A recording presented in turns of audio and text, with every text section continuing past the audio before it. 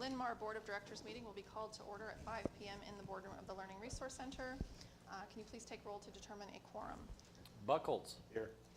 Morey. Here. Nelson. Here. Rollinger. Here. Walker. Here. Wall. Here. And Weaver. Here.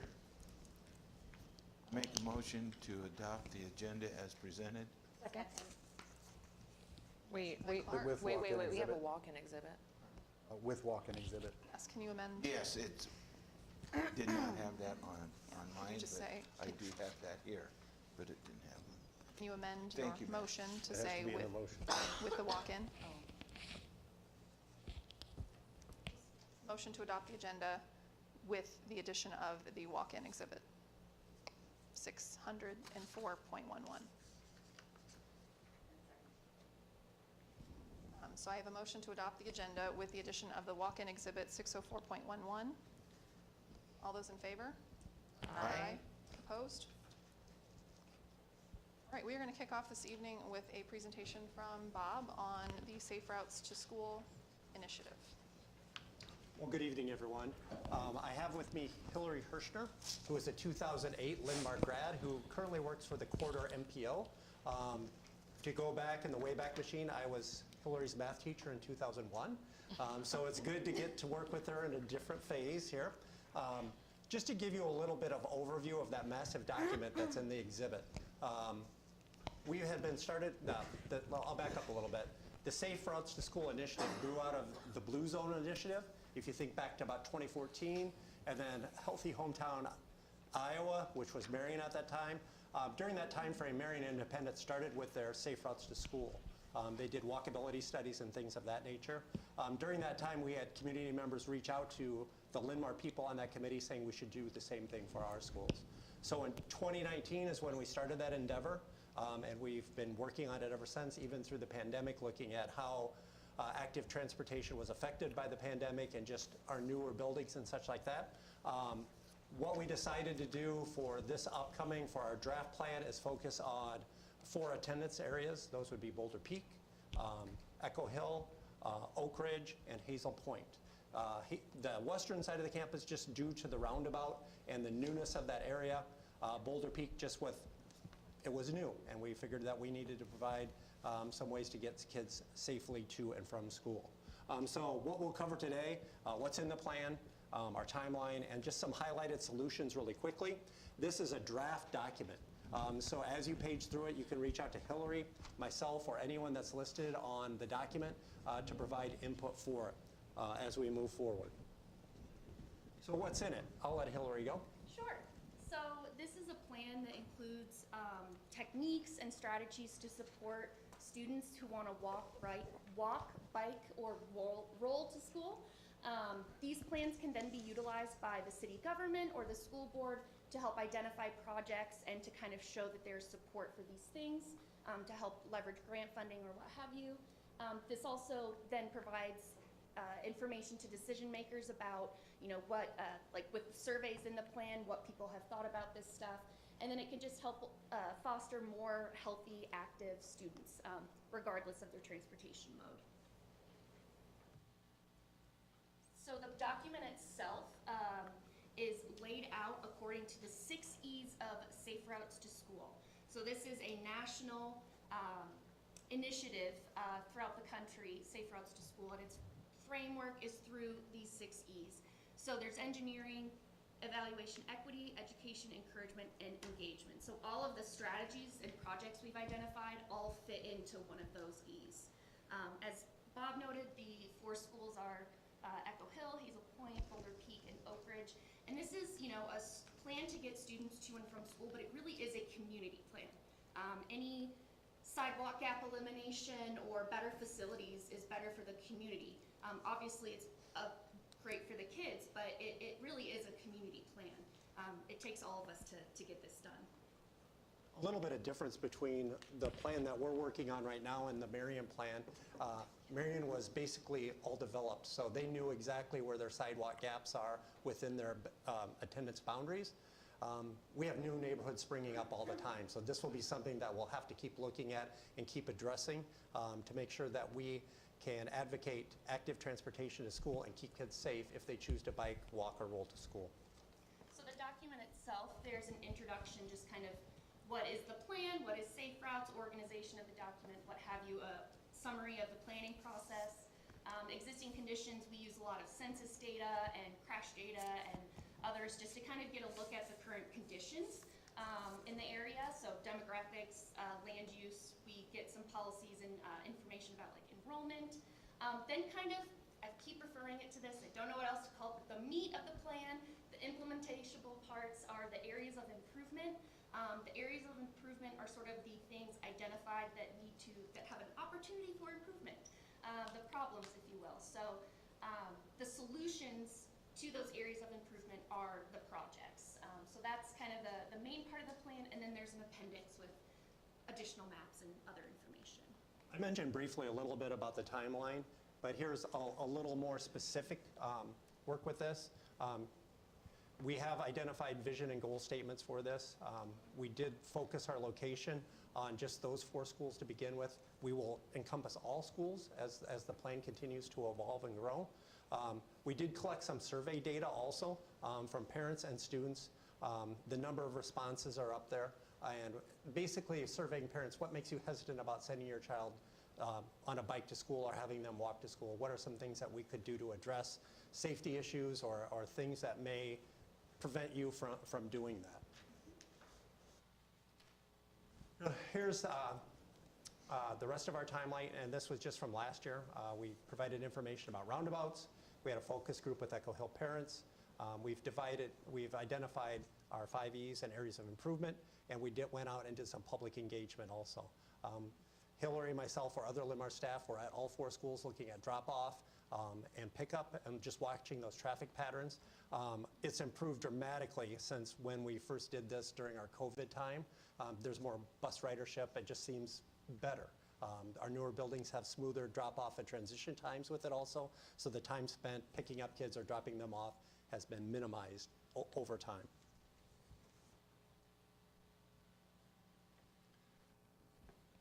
From May till where we are right now, we did an internal review. We've sent it to committee review, and then again, this is a draft document, so it's on our website. Parents can access it and provide us feedback on this. Here we are at the school board meeting. We plan to go to the city council in July or August when we can get on the docket there. And then our committee will meet annually for evaluation to see what's working, to garner feedback, and decide where we need to go next with it. Do you have anything? No. You could talk And so just to give you an example of what's included in the plan, so these are some of the solutions. So the problem identified was speeding. There's speed on some of the roads by our schools. So one thing that can help with this through engineering is street trees. Street trees can actually help people drive slower. There's a psychological phenomenon, if you will, where if you have like walls or things, it's side friction, so you feel like you're in a more confined space, so that makes you want to drive slower, and that is going to make, if a crash were to happen, speed is always kind of the, the main thing in the severity of crashes, so we want to reduce speeds as much as we can. And this would also provide shade trees as well. Another one, also regard to engineering, is also related to speed, but this is a proposal to potentially put some traffic calming measures on Alburnett Road. This again would also help reduce vehicle speeds. Parents were concerned in the survey about the crossing at Oak Park Circle. So a couple ways that this could be done, a couple things that could be installed. One could be miles per hour posted on the roadway so that people can see it right there on the roadway as they're driving. But another one could potentially be a speed table. So that's more or less kind of like a speed bump. I saw one of those out here in the Linn-Mar parking lot. So something like that so that people would slow down when they're going over that. And then a last solution, this is related to equity. So this is, related to wanting to have trees. Trees are really a form of infrastructure in a lot of ways. They do a lot of benefits, and we're going to see more and more heat as climate change and things, keep happening. So trees are really important. So one of the solutions is to work with the developers in the city of Marion and with the city of Marion to develop a policy where people, lots of new neighborhoods are coming in, but we would like to try and save as many big trees as we can. It takes, 20 years for shade trees to become shade, so we just want to keep what we have, especially with the derecho and everything. So that's kind of where that came from. Again, we're just bringing this document, this short overview, just to highlight some of the points in the plan. It's going to be great to get it out in the community since it's here. Anyone that reads the board minutes will have access to it. All of you will have access to it. It is quite comprehensive. All the survey data is in there. It talks about the effectiveness of slowing down speeds and the severity of accidents with that. And I guess our goal is to, number one, get kids to school safely, but also encourage active transportation. Because one of the tables in there, if I walk a mile to school and back, I have 2/3 of my daily exercise that I need done with that. And I'm not, December in Iowa, I'm not advocating for that when it's like 30 below, but we have some great windows of time that kids could walk, bike, roll to school, and we just want to make sure that they can do it safely, and we have parents feeling that they can send their kids safely also. Some of the things in the plan that we're not mentioning in our slideshow is getting building champions for that, so that maybe once a week we'll have a building champion out there saying on this day, we know for sure we'll have a walking school bus on this day, because I know it's really hard to guarantee that every day. We had success with that in the Blue Zones plan with Indian Creek, and I think we can duplicate that success with the buildings that we're starting with and moving forward in the future.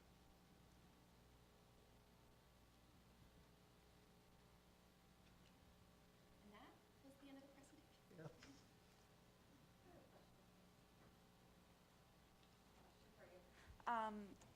Did this group talk at all about the changes in busing over the recent changes in busing and how that might impact this plan, and if there would be any integration between the bus changes and this to be able to have more realistic routes? For example, I know one of the things that was brought up by some parents that talked to me was, could we offer busing from Boulder Peak to the local elementary school, and then they could walk from there? So that was one question. Then my second question is crossing at some of the busier streets, and if that is included in the plan. Yeah, it is. That's in our year one of implementation, is developing those safe routes, looking at that. We didn't know at the time that, with the busing south of 29th, when we started the plan, that was never on our horizon. Yeah. But that's something that's risen to the top quite quickly. Most of the comments that we have received is like, how can we safely get children across 29th Avenue?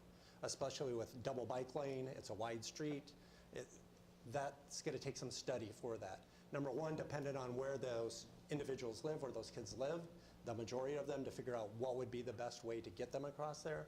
Will we have a guard there? Would we put a flasher or things, or could we petition the city to put a flasher there at times? So yes, that has risen up in our expectations and things that we're looking at.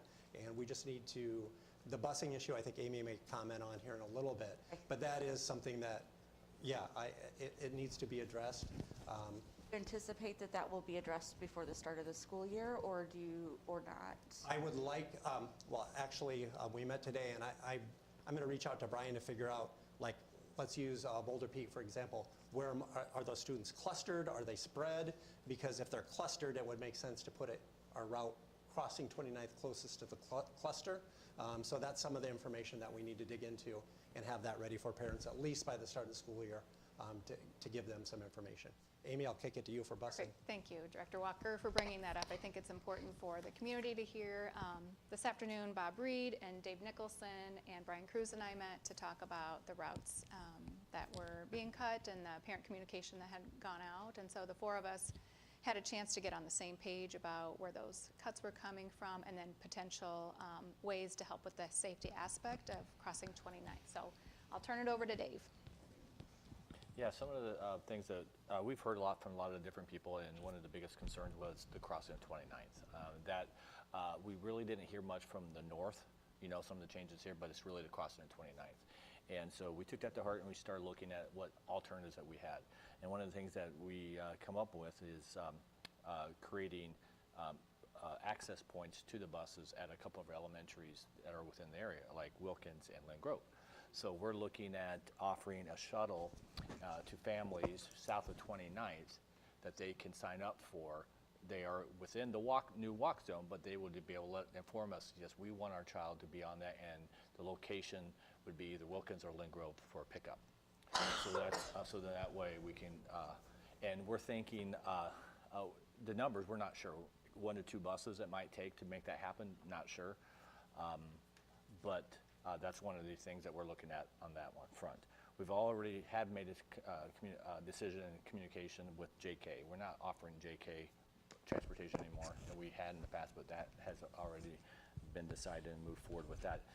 And one of the other areas we're looking at in transportation is a slight increase to the walk distances to bus stops, okay? That, and making the change at the level of intermediate, middle, and high, what that will do for us, it will give us an opportunity to free up some drivers quicker to be able to have them available for extra trips. Because if you think about where our struggle was number one, finding bus drivers, number two, having the drivers to do extra trips, and the alternative is when you don't have drivers, you charter buses, and that's very expensive. It has gotten really expensive the last couple of years because supply and demand, simple economics. If you don't have they don't have the drivers either, and you have the demand is higher, prices go up, and we saw that big time this year. So, so making that slight change, we're talking slight increase so it actually the buses can get through the route quicker, and get done and available to do extra trips. And so, one of the things that we have decided not to make any changes is with the Excelsior. We feel like our main focus is really the elementary and intermediate age kids to get them safely. We felt like Excelsior at this point in time to be able to get to Excelsior Middle School, they're of an age that they can probably safely get there. So that's one of the things that we have not decided to make any changes on that front, but we are looking at making some changes to help Boulder Peak and help our activity trips a little bit better by increasing the walk to bus stops. Bob, can I ask you a question? I appreciate that, Dave. Yeah. You had talked about sidewalks and all of that. Now, how do you approach it when there is a need for sidewalks? As an example, 10th Street. We can have examples every day because of the new developments and stuff. Do you go to the city? How do we approach that? Go ahead. You want to go ahead? So the city is on this committee with us. We're working with Kesha Billings, who's, I guess I'm not sure her official title, but she's an urban planner with the city of Marion. And so the first step would be working with them to determine, is this available in the budget, all that stuff. So yeah, step one would be working with the city. If it's in their jurisdiction, they're part of the right-of-way that they control, then we loop them in. Any time over the last few years where we've had some slight busing issues, it's always been sidewalk availability, which is kind of out of our hands because if the developers do it to a point, but then there's always open gaps in there. So I think There that's is a policy at the city of Marion that if developers, there's an empty lot, after so many years, they do have to fill it in, so. And she's really good on the committee too, asking our input. Looking at some grant fund possibilities, she always asks for input from the district, like, if you were to choose, what would you do with this money? And it's like, you could put a sidewalk along Indian Creek all the way down to connect those neighborhoods. And again, along Albernet Road, 10th Street, those are our hot spots. okay. Appreciate it. Thank you. Was there any thought given to, with the changes you're making on the south side of 29th, consideration for what is still left to develop on there and what that does for the future, as far as, if there is more development, obviously there's more students. Do we have a projected number of what is going to change? I guess my concern is, are we kicking a problem down the road that we're going to see again that should be addressed now, that we know what we're going to have, if that makes sense? One of the things that, I mean, with this safe routes to school, there could be a solution down the road that is, we end up having a controlled crosswalk that is kind of like the Bowman Woods controlled block crosswalk that's there that gets installed, but that's not going to be here in the short term. So in the long term, that might be the way we go and say, okay, that is there now. We don't feel like we need to offer the shuttles anymore. And we don't even know what kind of demand we're going to have at this point in time for shuttles. But I think in the meantime, until that is all worked out, I think this is a good solution to be able to help those kids traverse that very busy road there and with the shuttle opportunity. And because, yes, legally, do we have to bus them? No, we do not. And so to ask me, you know, always safety is our biggest concern, but the next thing is, you know, meeting the law. And meeting the law, you know, is those kids are within the distance to walk. You know, that's why doing a location of a shuttle location at the two elementaries makes sense. We don't have to worry about if they had to walk a certain amount of distance to get a bus stop. You have a spot that's within the walk zone to get them there, and that we can get them safely over 29th over there. But long term, I can't answer that other than what the demand is and what ultimately ends up happening on 29th with the city with a better controlled crossing points along 29th. I know on the north side of 29th, with the possible development around Boulder Peak itself, the design of that area is very conducive for kids to walk to school. They're going to have multiple entry points into our campus at that area. So if you live on like the north side, you wouldn't have to walk south, west, and then come in the main entrance. The design layout of the neighborhoods will be really conducive for walking. Is there any plans on, and this is going to sound silly, on the width of the sidewalk? Because I know, like for example, if you would go, what pops into my head, you go down 8th Avenue and they're very narrow, and you do what Marion City Council has done for Linn-Mar on the trail through the woods over to Tower Terrace is 10 feet wide. Well, as you started your evaluation, you mentioned that, hey, it's not just walking and biking, but there's skateboards and all this other kind of stuff. If that would aesthetically appeal, maybe to get more city council money because they are wider, has any thought gone into that? So I guess in terms of the width of sidewalk, we know sidewalk needs to go in certain places. The city of Marion, I believe their policy is 4-foot sidewalks. You need to have 5 for ADA, for American Disabilities Act. But Marion counts crossing, like you can get around sort of in driveways. So my understanding is that they mostly build 4-foot wide sidewalks. However, 5 foot would be much more conducive, and that's typically what you see in newer neighborhoods. But on areas that are sort of high traffic, you know, say along Albernette Road or something, we could, you know, advocate for getting a side path. So there could possibly be, you know, a trail. With the Marion Independent School Plan, they actually have a Marion Independent Trail. So something like that along the sidewalk or along the roadways is definitely possible. Any additional questions? My only other last comment is that even if we don't have to offer the shuttle long-term, I do really like the option of the shuttle. I think from an equity standpoint, kids that don't have the ability to have a parent available to drive their kids to school, and like you referred to, Bob, the middle of the winter, it can be really dangerous walking, and we're now at the point where we've got kids that are walking up to 2 miles, and that's a long walk on icy days or on snowy days or whatever when it's 20 below zero. So it can be potentially dangerous for our kids to be out there walking that distance. So I appreciate the option of the shuttle, and I think that the more of those creative options that we can find to make sure that we're minimizing the walk but still giving obviously we have to keep budget in mind, all those other things, but I think that's a great option for us to consider. I have a real quick question. I understand right now, kids, walk up the street to their bus stops and what have you. You talked about the shuttle system, but is it something that,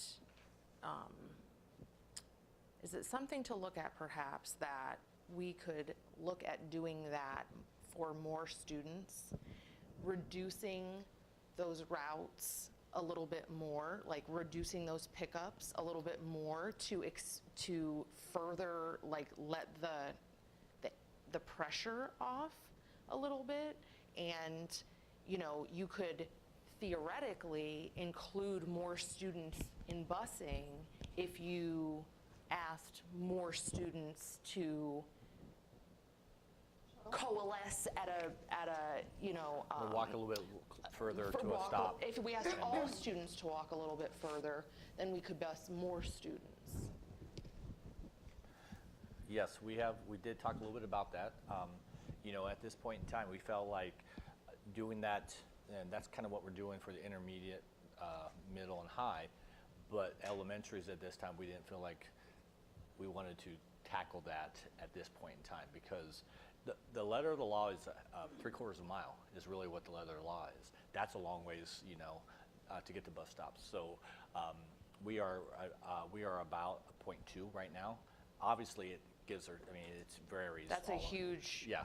That's a huge 0.2 to 0.8. Yes. Or Yeah, that is. 0.75 So it's just. But that's something we did briefly talk about, and at this point in time, we just felt like rolling out a intermediate, middle, and high made more sense at this point in time to do that. But yeah, could there be some additional savings if we did that at the elementary level? Absolutely, there could be. Absolutely. This is an 0.2 is how evolving. far the bus stop needs to be? What's So that? Can you clarify? So a bus stop needs to be 0.2 miles away from the home? No, it has to be 0.75. 0.75. But The- it sounds like what our kind of standard is at 0.2. Yeah. I think this is going to be an evolving conversation that we just do touch points on. We know that drivers are going to continue to be a difficult thing to find and keep. So transportation is going to continue to be a budget conversation that we have, and pairing that with the safety of our kids and doing what we can. I appreciate, I've been on some of the emails with parents, so I appreciate the extra effort and going back and looking at the drawing board and saying, what can we do within our fiscal responsibility and our safety responsibility? But I think we just continue to have these conversations as we move forward, and we see what the response is on the shuttle idea. We see what the city's response is to the plan when you guys present it. I think it would be great for you to come back and loop us in with what the city thinks of the plan, and then we'll kind of know what's the next step. Like, now both entities have seen the plan, what are we doing next? Like, where does it go from here? So. Just real quick, I would like to just give a shout out to Brian at the Transportation Department. I reached out to him and he invited me out and we talked over a lot of this stuff because I had a lot of people asking me. So just to have an idea of the discussions that were going on, I just want to say thanks to him and his entire team out there, because they have worked a lot on this and have gone through a lot of different scenarios. So thank you to him. Thank you, guys. All right, next up we have Marion City Council updates from Barry and Matt. Mine was fairly brief, and Matt might touch on this too. They're developing a plat of land north of East Robbins Road, kind of on the line of Marion and Cedar Rapids, 68 or 58 lots or something like that. Todd Frazier. Anyway, it's all in place, and that's kind of the Tower Terrace goes through there as well. So Where was that at, Barry? north of East Robbins Road. Okay. I saw his little sign in some corn. Yeah, so basically, that's up for approval. Maybe it was approved when you were there. Yeah, they had the second reading, and that's That's my where it's at. entire. That's your entire update? Yeah. Just a little thunder, Barry. Thanks, buddy. It was pretty lean, so. Barry threw that one to you. Sorry. It's all right. Phone out there. All right, so with Barry, approve Matt, 68 to 58 new single-family homes coming our way on the west side. Here, here. All right. All right, well, Amy's first superintendent's update. First official update, yes, I'm super thrilled to be here and just want to give a shout out to the board, to Shannon, to the cabinet, to everybody that's made this transition from Shannon to me just really great and smooth, and I'm so excited to be here, so thank you. It's been a busy first week. Top of mind last week was making sure I got communication out to the board, to the administrators, and to the larger staff. There was a lot of board meeting preparation, of course, with just 5 days or 4 days before the first board meeting. Cabinet's been great to help get everything ready. We met twice last week just talking about a myriad of things and trying to get ready for the 23-24 school year, of course. I also met with Marion City Manager Ryan Waller and Marion Superintendent Janelle Brower, as well as LMEA President Kelly Stifler. So lots of meetings last week. In the midst of all of that, I worked with Vicki Highland at OPN to get a quick construction project update. And so I would just share that with the performance venue, the team was sending out a design development pricing set on July 7th, and we'll continue to refine and develop the design. As far as tennis courts, concrete courts have been poured and tensioned. They're currently working on forming and pouring that perimeter curb around the post-tension concrete slabs. The administrative building site work began the week of June 19th, and site utilities are scheduled to begin within the next week.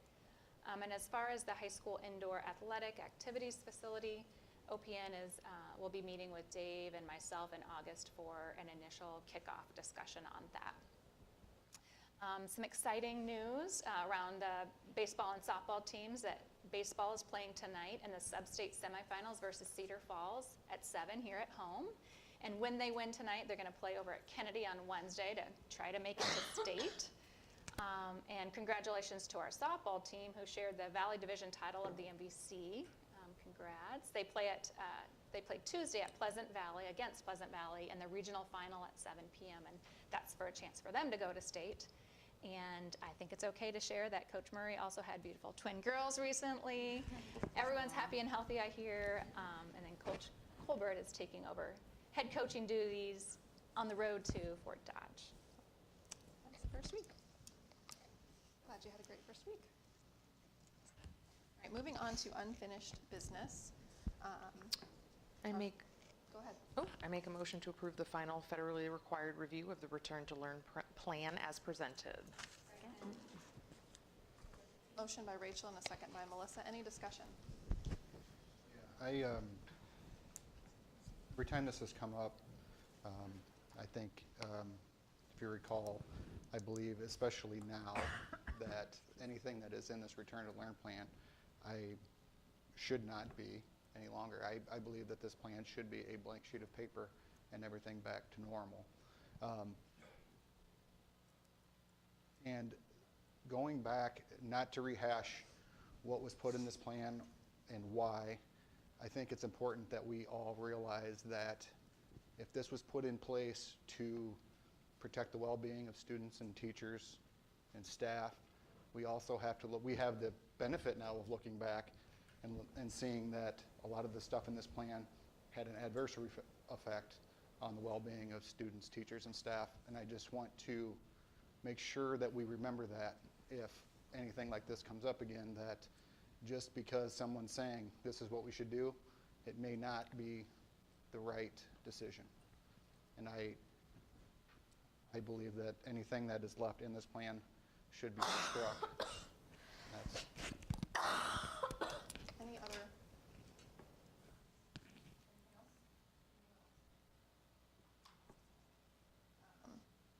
There are no changes. We're just required to have it one more time. So, all right. So motion by Rachel, second by Melissa. All those in favor? Aye. Opposed?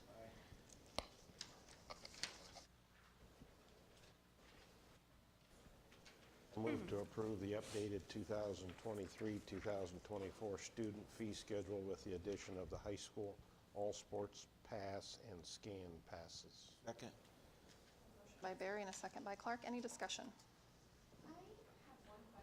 I saw that there was an increase in fee for the all-day activities that went from $5 to $10, and that was for like volleyball tournaments and basketball tournaments, things like that. And while it's not a significant fee, it's $10 instead of $5. I'm curious as to why that's increasing and if that's in line with what other schools are charging. So I don't know if that's anything that anyone can share, but Yeah, that would be a conference decision, so that's Okay. the MVC schools made that okay. with the like principal and AD group that meets. So that's all schools that would do that.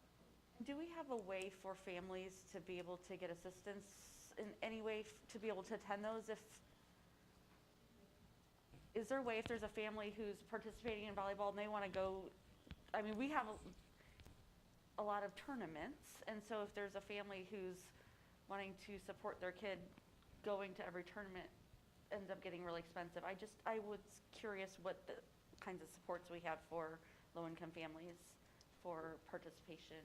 Well, and I in think activities. can't they use those passes that are on there, right? So that's why you see the 10 scan, 15 scan, and 25 scan, because that would still be our event. So I know the activities directors were trying to think about having not just like pay at the gate or buy a family pass, but if you're planning on going to say just volleyball, then it is cheaper to purchase like a 10 scan pass, I believe, with that. We don't have a way to help reduce the families' entries to events. We do, I mean, the foundation will help support kids' costs and things like that, but to get the families' entry fees to that, we don't have a mechanism to do that other than offering the smaller packages and things like that. I would like to see that be something that we look into as a district, is to be able to, similar to how we've got other things prorated where families could, if they're on the free and reduced lunch program, that they may be eligible for a reduced family pass or something like that. I think that that would be a way that we want to be looking at that. My only comment. Any other comments from anyone? Make a note of that. All right, motion by Barry, second by Clark. All those in favor? Aye. Opposed? Moving on to new business. I make a motion to transfer $23,594.90 from the general fund to the student activity fund to cover purchases which occurred between July 1st, 2022 and June 30th, 2023 for protective and safety equipment for extracurricular interscholastic contests or competitions. Second. Motion by Rachel and a second by Sandra. Any discussion? All those in favor? Aye. Opposed? Next up is the annual discussion of legislative priorities for the coming year. There is a packet on your table of the legislative platform from IASB. We do not have to pick our priorities this evening. We do have one more board meeting before the deadline. So tonight I would just like to get everyone's thoughts. We can submit up to 4 priorities to IASB to then be discussed by the delegate assembly in November, which then would make up the primary platform that IASB will focus on come the 2024 legislative session. As a reminder, last year our 4 priorities were school funding, mental health, at-risk dropout prevention, and the local control. Local accountability. Yes, local accountability. And then as a board, we added special education funding as a district legislative priority as well. So those were the 4 that we sent in last year. And I will now open the floor for thoughts on where we might land this year. Britt, do you know anything more about, or have you had any discussion with IASB about the school choice one? I'm curious what their platform or direction or where they're going. Which number? 21? Oh, I'm just looking at, I think 21. and Right toward the end. Yeah. Private school choice, it's at the Melissa? beginning, it's, Okay, so page Oh. 2 has Yes. a legislative belief with regards to school choice, and then page 21 has the priority the legislative resolution. Okay, got it. So these are from the 2023 platform. They have not been updated. So my guess would be that the legislative committee for ISB will be relooking at school choice now that the voucher bill has passed, because the resolution was against the voucher bill. Yeah. So my guess would be that this will be retooled in some way now that the law has been passed. I didn't know if they were going to be trying to go get the law to be revised or something, or, I don't have that information. so this isn't, This this is, isn't what these aren't the options that they will be using to necessarily. this is the platform that they want us to review, to use to pick 4 Choose. priorities, Okay. and then they will look at that, and then also may submit different language. But they don't, the committee doesn't meet,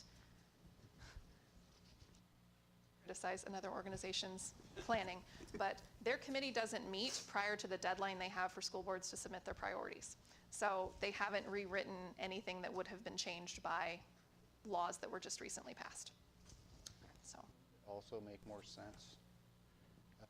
Granted, there is a time issue, but it seems there's enough time that these priorities should be put in place after school boards are set in November.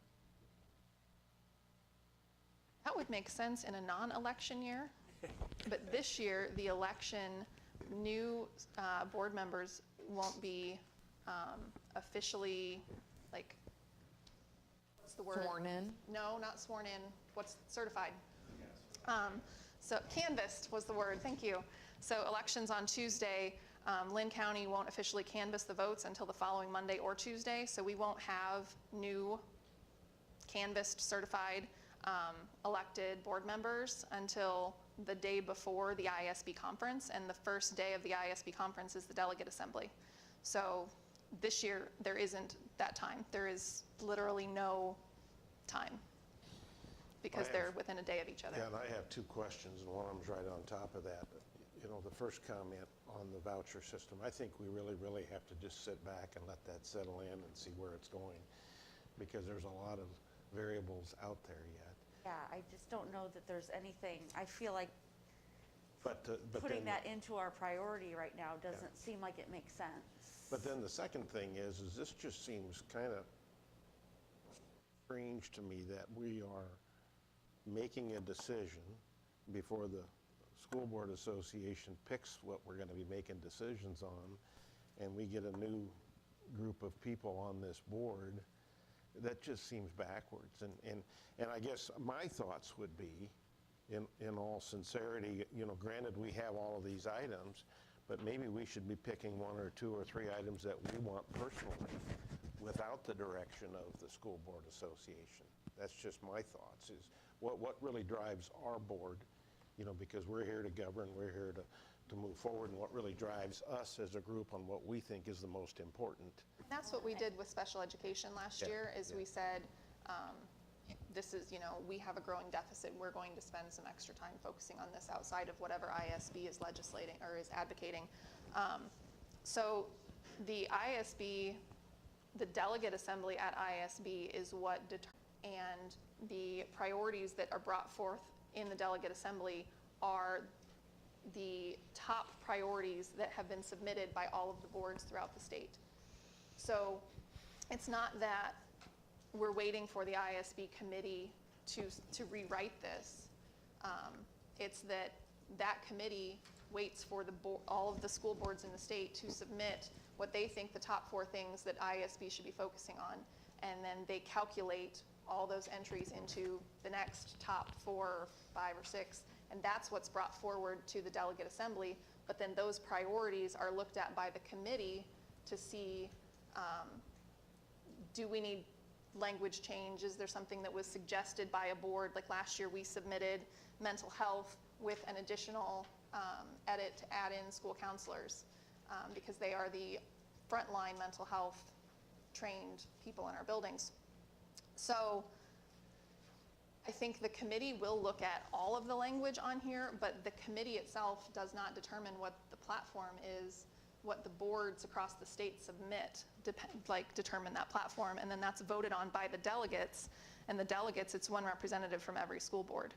So it's not really the committee. I agree that it'd be nice if they looked at this and updated it, but basically what they do is they say, here's what we did last year, what are your priorities? And for the most part, you know, the language doesn't change.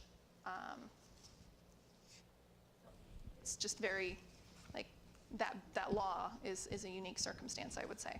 As I'm looking at this, the one thing that I see at the beginning, the second thing that's under here is educational equity. And there's a couple things under the priorities from last year at the end that are related to educational equity. But what I felt came out of the last legislative session were a lot of laws and bills that were proposed and some that passed that were against educational equity. And ISB would have registered against those if And they went did. against But the voted there on beliefs. But those specific bills, many that were anti-LGBTQ in particular and anti-diversity, equity, inclusion, don't really fit into any of these categories. And so I almost wonder if we propose a category to them around student diversity, equity, and inclusion in education as a legislative priority, because that is what's under attack in our legislation right now. And I feel like we need to be able to say this is a top priority. We've identified this at the board, as a district, as one of our top priorities that we are going to protect and stand up for every single kid in this district. And when there are laws within our state that are not protecting our kids, we need to have a platform to say, we've already said that we're not going to stand for this. So we have the opportunity when we submit our priorities to ISB, we have the opportunity to say, we pick priorities 1, 7, 12, whatever, you know, pick 4 numbers. Or we can say, we pick these 4 priorities, but for this one, we would like to suggest this amended language. We also have the option to submit an entirely different priority that if we as a board said this is something we want to do, we have that option. It's just what do we, and that's kind of what this discussion is where are we, exactly what Barry said, what are Linn-Mar's priorities? Are they on this list?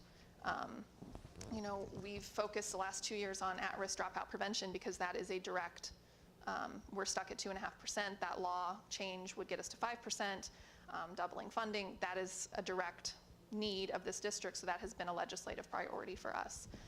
So again, that's what we're looking at is what do you guys think those needs are? What do we want to focus on? And if they align with this, great. If they do not align with something in here, then, like I said, we don't have to make this decision tonight. We can say these are the areas and we'd like to see more, or how can we make this Linn-Mar focused, or not Linn-Mar focused, but representative of the needs of the Linn-Mar district, and we can come back in August and look at what that might be to submit. It would also, I'm sorry. Go ahead. just really quick. It would also, I think, be advantageous to know what UEN is specifically going to be looking at, because then it's like, you know, do we need a ton of overlap, or can we, you know what I mean? If they're going to be aggressively lobbying for X, which is important to us, but also there's Y that's important to us, you know, maybe we can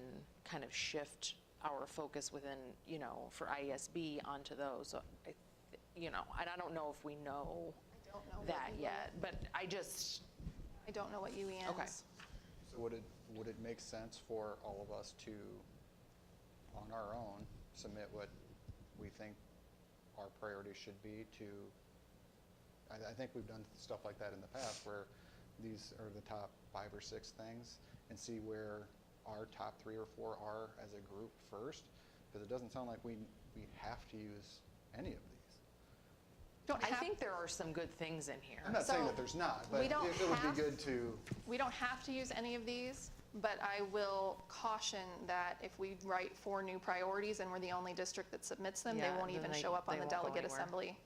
Right. What we would have to do in that case is, from the delegate floor, we would have to submit the written suggestion and then bring it up for a vote at the delegate assembly to be added to the agenda. And then if it's added to the agenda for consideration, then the delegate assembly would then debate that and then decide if that was something they wanted to vote on as well.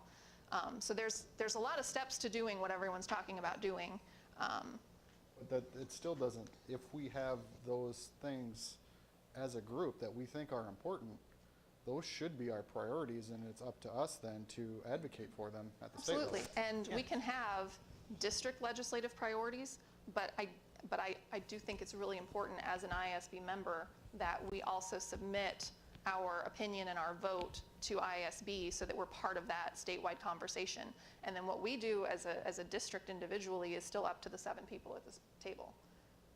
So we can advocate for any, like they may pick 4 that we disagree with, one of them, and we think, oh, that one that we put in there didn't get voted on. That doesn't mean we can't advocate for it. It just means that we're doing it on our own. And that's fine, we've done that before. So, I would like to say that in the past, over the last 8 years, I think we've pretty much looked at what we as a board think our district believes and wants and does, that kind of thing. And look within the choices that were given. Like you said, if we don't go with something that's given, then nobody's going to really know about it, to think about it, or discuss it before that day. If we want something like that to happen, I think we have to start advocating for that to be put into something that next year is put as one of the priorities or something, because I don't think this year you will get it. That doesn't mean that we drop what we want to do, but there are some really important things here. I mean, when you talk about mental health, anything we can do to help our kids and our staff and our families with mental health. I mean, there's some important things here that maybe they're not, we can tweak them, like Barry said, that have to do with our district and what we want.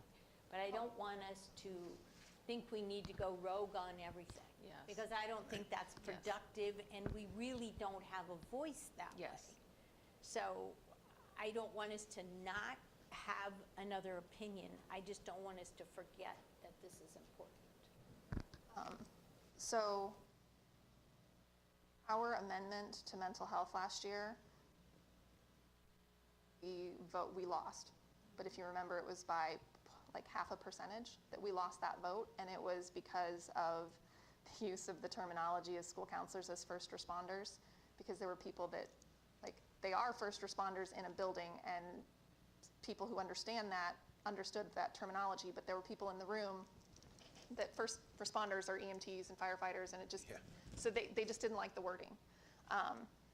So if we tried again with different wording, I think it would pass this year. So there are ways that we can do what we're talking about, but I think for a starting point tonight, I would like to just get a general view of where people are at, if some of these are sticking out to you, and then we can come back next time. And Matt, if we want to submit additional ideas between now and the next board meeting, we won't make any decisions tonight, but I would like to know where everyone is at and have just a beginning conversation. And please use the number of the resolution when you reference it so that we all know what we're all looking at together. I will just kick it off with saying I think that we should resubmit the at-risk dropout prevention as a priority again, because if you remember, the bill gained traction for a second year in a row, and this year it was tabled pending a committee review of the needs and assessment of that, and that committee report is due in December, which will then influence dropout prevention. Is 6. Page 15, number 6. That committee report will be submitted to the legislature in time for any adjustments to that bill before it's reintroduced, and and we can be hopeful that that committee review is going to further promote and recommend that that bill is passed. So, So help me out a little bit here, and is this all part of the equity piece of it? Is that what's really driving this too, the dropout prevention? Or what's the bill really going to say?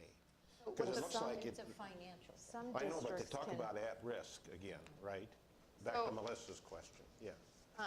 so at-risk and dropout prevention, I say if any cabinet member wants to jump in on how that funding is used, but we're stuck at 2.5%, some districts get 5%. But that funding, there are certain programs or certain positions that are at-risk positions are funded specifically from those funds. If every school has access to the same percentage of funds, that makes it more equitable across the state, but then it also means that we can serve more students. Like that would double our budget if we could get to 5% funding. So why is there a limitation? Why do some get more? Does it have to do with social economics? Does it have to do I'm with? going to let Dave answer that because it was a change in law.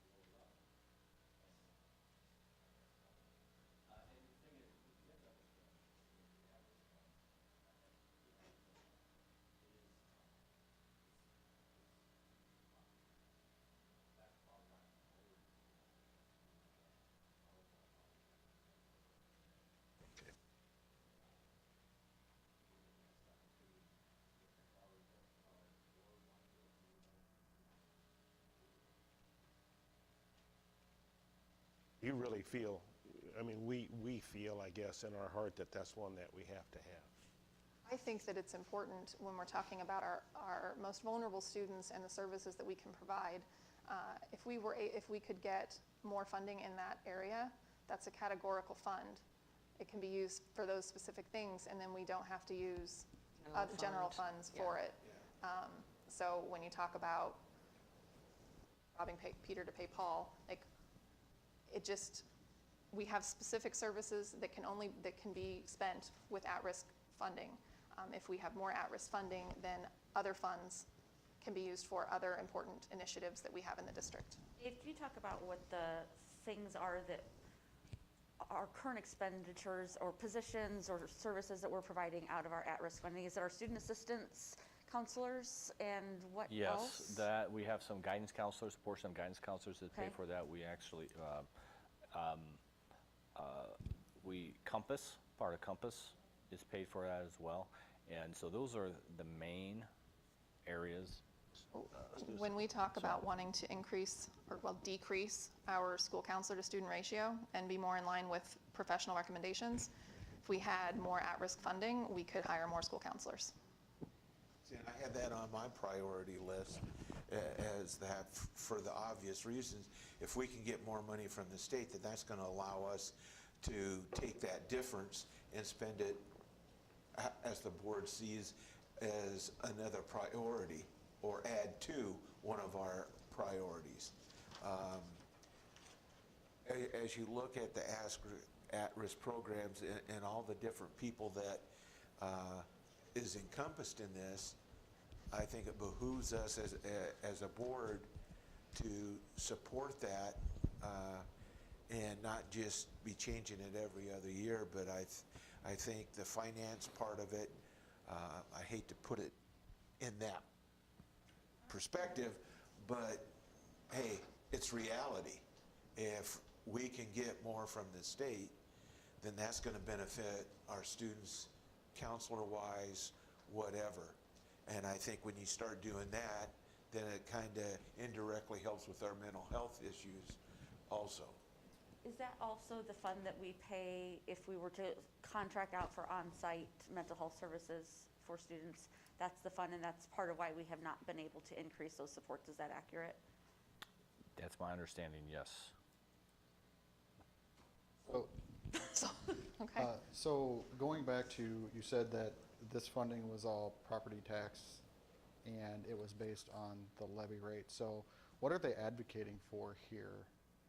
They're advocating for what they have proposed is a stair step. So over, well, I think it's 5 years, that schools could go up percentage points over 5 years to get to the 5%. So it wouldn't immediately go from 2.5% to 5% in 1 year. It would stair step, and it's based on a formula. So the state determines based on a formula of how those tax dollars are applied.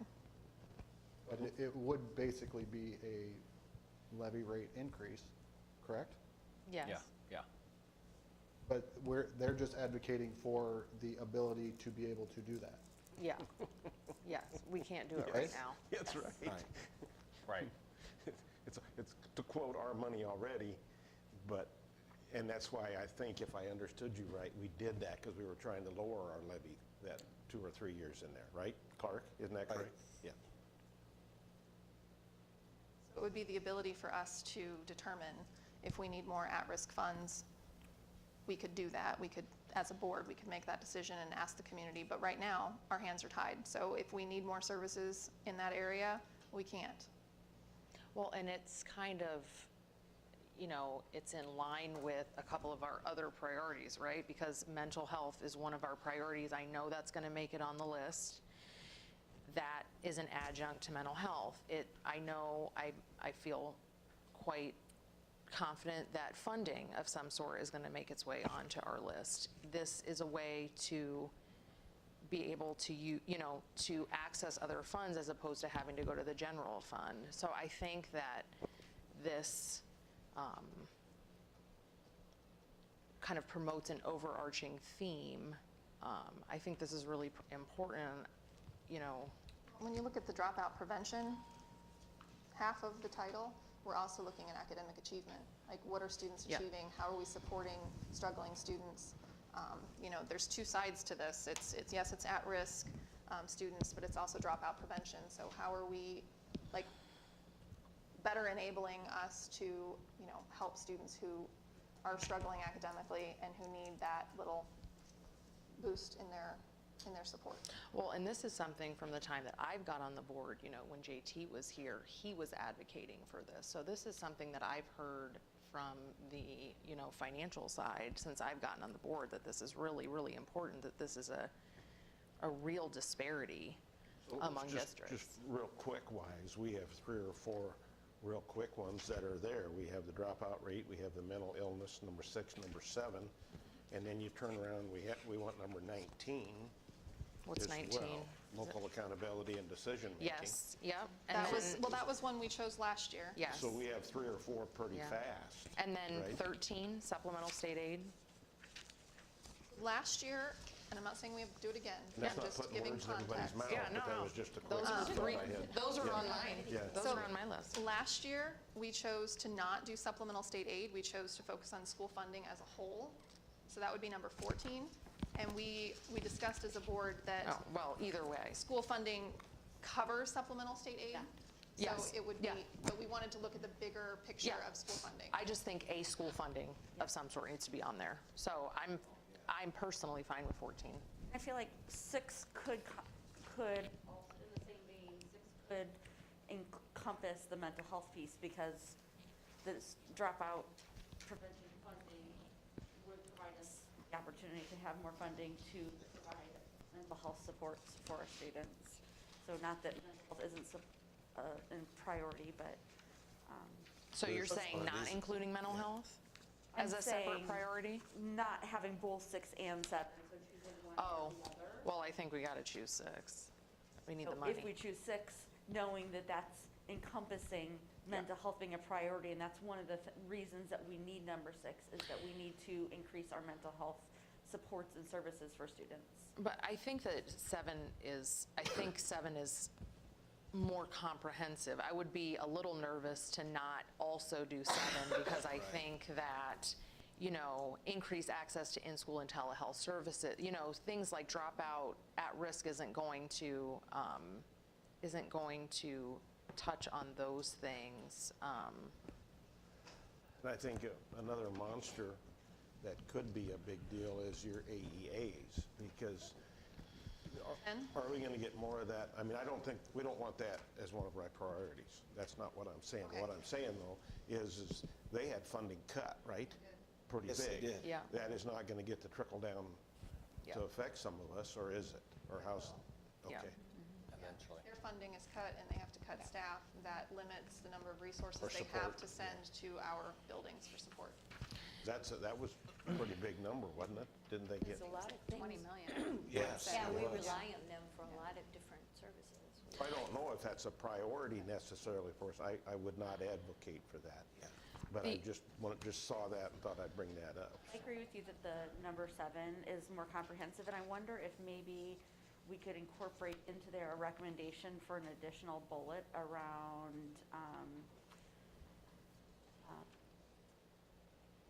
opposing policies that have a detrimental effect on mental health of marginalized populations. The only other one I want to just. Writing that down your hasn't suggestion. come up is just special ed. And that continues to be a huge, funding black hole for us. I don't, I would hope we'd continue to advocate in some way for funding, but Right. you know what, I think at this point, we need to talk to the people who are in Washington. yeah. Special And ed, they're the ones that can actually do something if it's the federal government that's not doing their Right. part. majority of funding needs to come with a change at the federal level. For sure, but It would be it's, great if the state could adjust their algorithm, they have the money. but They have the money, and I know that we're going to get way more money out of the federal government, but the hill to climb on that one is also, it's like an asymptote, Well, man. We're never getting The question there. of the day is who's advocating for that? I mean, I don't think this is going to advocate for special So ed. I was planning on, at the very end. yeah, go ahead with your meeting. Britt, Ashley? on your request, I reached out to our Congresswoman Ashley Hinson and was able to schedule a sit-down with her regarding this very subject on that funding. And I need to still kind of put an outline together and send to you to pass out. But short version of it is that 42% that we talk about that was promised really doesn't sound like it was promised. It was put in there maybe, I'm not probably explaining this exactly right, but a max. And what we have been seeing with the 14% or thereabouts for ever since it's been in place is the statutory funding level, and that's what we should expect. And as far as advocacy goes, we talked a little about what is the best way for us to advocate in DC, and when I say us, I mean as a district or as a state, what is the best way to do that? And it was suggested that, if IASB has a lobbyist that is willing to do that, that's fine. But a paid lobbyist isn't what gets stuff done. It is getting some parents that have the stories to get out there and to lobby it and to get in front of some of those committees and to do it that way. That's what's going to make an impact. But to think that 14% is going to go to the 40% doesn't sound like that's probably ever going to happen. I don't think that any of us believe that if we talk to the right person, they're going to be like, oh, sure, we'll increase it right to 40%. But talking about that the law says up to 40%, if we could start incrementally inching forward, knowing that almost every school district in the country has a multi-million-dollar special education deficit because we are required to provide services without the funding to provide them, that to me is a significant story to tell. I will share that I did reach out to COSBA, zero response. I reached out to their executive director, said that we're a member state, said that we're looking at priorities and advocating for special education. Can they share their legislative priorities because it's on their list? Can they share what they're going to be doing? I never got a response. Aren't we So, so glad we switched? So back, I guess I'd like to kind of add to what Matt said too, because the only way, you're talking about millions of dollars, and we always talk about budgets and we talk about money. The only way that something like that's ever going to start getting funded is if they allocate money from something else. We quote, have to find the money, or whoever that is. When I say we, we're not going to. But they don't look at it as a priority today, otherwise they'd have done something a long time ago. and when I talked to Senator Ernst at her town hall, she said, it comes up every year, someone comes and talks to them every year, but it just doesn't gain traction. Like, basically, they sit, they have the meeting, they listen, they know that it's a concern, but apparently it's not on the right list of concerns at this time. So it's got to be a grassroots effort of a bunch of people compared to a lobbyist, per se. But Go that's, ahead, I'm sorry, go ahead. I was just going to say, I know that the pockets of our state government are not nearly as deep as those of our federal government, but, and again, there's other things that we could advocate for. So it doesn't have to be this, but if more districts banded together to put pressure on the state to provide some level of funding, I mean, it's not going to close the gap, but to provide something to us. I'm all Could for that be special perhaps- education being on our list. Matt? Yes. in Both your- levels. I'm going to in speak your- now, please. I just have a question for Matt really quick first. I agree with Matt in relationship that the only way that they are going to pay attention is hearing from parents and people that vote, okay? And so I'm going to give you a whole bunch of stuff here. As far as the dropout at risk, I think a lot of people do that, but if you look at our Compass program, look at where it was 5 years ago and how it's increased, okay? That's partially covered at risk. I support the mental health. I think it's just one of those things that we have these priorities. We don't switch out every year, but if it's important to us, then we need to keep hammering it and hammering it and hammering it. The same thing with special education. And I agree with you, we're never going to get to 40%, but if we could go from 14% to 16%, that's a little bit of help. But to add on to what Rachel said, and correct me if I'm wrong, in the paper the other day, it said that the Iowa legislature has a $2 billion surplus, and they have over 300 and some million in ready cash. And so, hey, are we just trying to pad our bank account, or can we use some of this to what our schools need, like special education and mental health and our at-risk program? I mean, that is a lot of money. Yeah, I agree with Rachel. It's not like the federal, but hey, waiting for them to do something, just it goes one ear and out the other.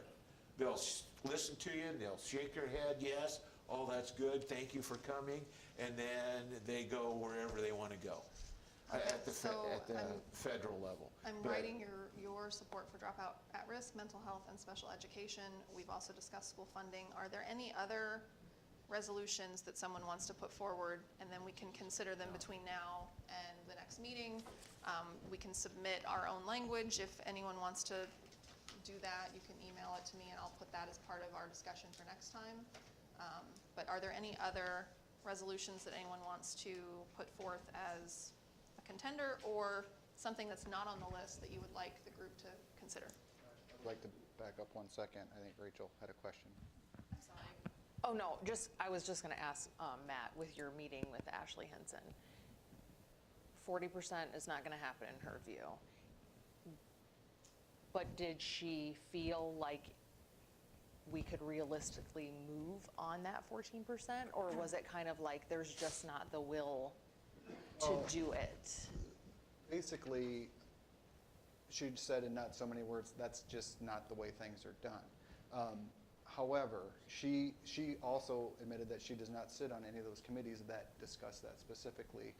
but she does know people that are, or that do sit on them, and was going to reach out to them and try and possibly get something set up to talk with them.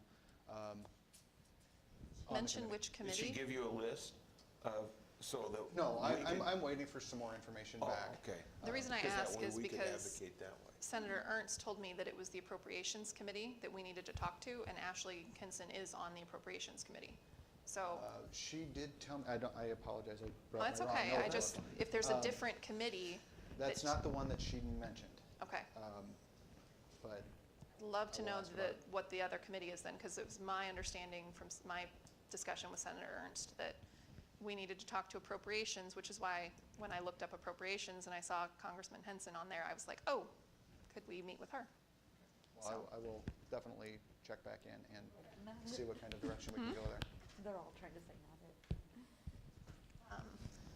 So the other two that I had down for possible discussion or consideration is number 11, teacher recruitment and licensure, and I had making that sure one too. that our 11 workforce, and 12 I had are 12. somewhat similar.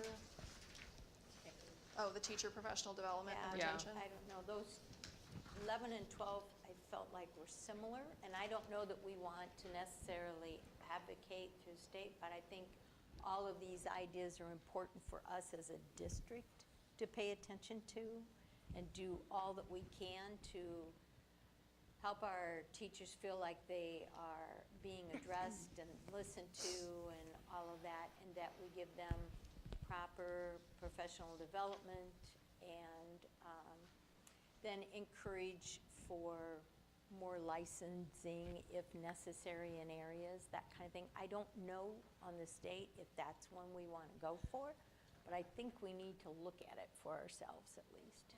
I don't like the approach of making sure it's a district priority, because I mean, it's already one of our strategic priorities, Yeah, so so if fleshing we- that out in future conversations and Because I thought there were some good statements there, but I just don't know as a state one if that will happen. Things that passed through last year for this, and so I don't recall exactly what they were, but I feel like there was a couple really good bills that actually passed. And so I don't know what more is needed at the state level that we would be needing to advocate for. Does anybody remember the specifics? was of the one state? that reduced or eliminated the recertification if you had a certain degree or number of years or something like that. So I think this is twofold. There are bills like that that are helpful, and then there are bills that remove education requirements and make it so that people without solid credentials can get a certain position, and I think that's part of what this would address. But again, I tend to kind of lean towards what Sandra was just saying about making it more of a district priority and maybe not making it one of our 4 submitted to the state. But I just wanted to share that was on my mind. And then number 3, early literacy was the other one. Just because we talk about it from time to time. I don't think that it would rise to my top 4 after our current discussion, but I just wanted to throw it out there that that was also on my mind. Are there anything else? The only other thing I had, of course, I read through them all in the school safety. What came to mind was the state came in and they did a internal look at all the things we had, and I don't think we ever heard how that came out. We haven't gotten us our final assessment yet. Okay, I was thinking, did we ever hear about that? Okay, so that might be something that, Patience. yeah, I know, a couple years later. Anyway, I would love to know if there's some information. I mean, I think we've done a great job of updating all of our safety with, our doors and all the different things, but I would love to know what they had to say. If they have any suggestions. Anybody else want to add to the list? Okay, so what I think I'll do is I will email everyone what's on our list, and then if you have comments, you have edits to those, we basically have it narrowed down to 4, but if we have anything else we want to add, just email that back. I will compile that for consideration, and we will discuss and determine our priorities at the next meeting. Is everybody good with that?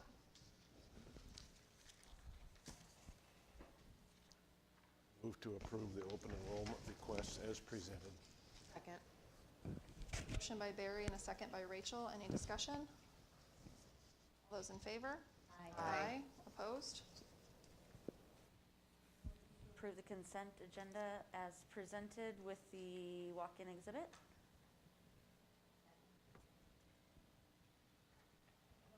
Approve the consent agenda with the walk-in exhibit. Any discussion? I just would like to point out, I know that these are just recurring contracts, but all of the Grantwood AEA contracts are a month. Their start date was July 1st.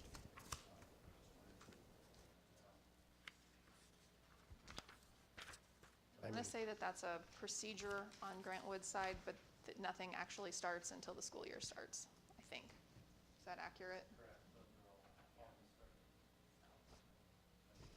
Yep. Any other discussion? All those in favor of the consent agenda? Aye. Opposed? Welcome all the new staff. Excited. Under board communications, there has been an inquiry, and don't everyone jump it all at once, but there has been an inquiry if we would like to have a board team for the Lion Games. I don't know if anyone is already planning to participate. If you remember, the Lion Games are the new, they're replacing the Lion Open as the foundation's fundraiser. The Lion Games are taking place July 30th through August 5th. So I'll just let you percolate on that, and I'll send an email, and if we want to do that, we can talk about it. No one's jumping for joy right now, so I'm guessing maybe not this year. Let's see, we need a volunteer for the Marion City Council on August 3rd. I can do that. There's another one on August 17th.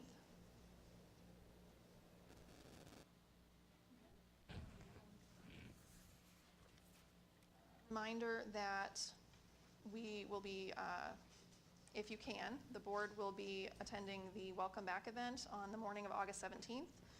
We'll be serving staff breakfast at 7:30, and then the kickoff Welcome Back will be at 8 o'clock. I can confirm that one of our guest speakers will be Mayor Nick. He's going to talk about his experience as a Linn-Mar alumni and the importance that Linn-Mar has in our community. So that's exciting. And then don't forget that we have the formal meet and greet for Amy the evening before the Welcome Back from 6 to 8 on August 16th. And we'll be pushing that out wide to the community. That will be a bigger one than we had before in May, and it will be in the Commons outside the high school gym. That is all. I don't have anything else on communications at this time. Does anyone else have anything for the good of the cause? The board retreat, that is at the boardroom, because I know there was some discussion prior, maybe somewhere else, but it will be here. I think we have pretty much determined that we're going to keep it here. What time did you say the superintendent? Never mind, I see it on here. Never mind me.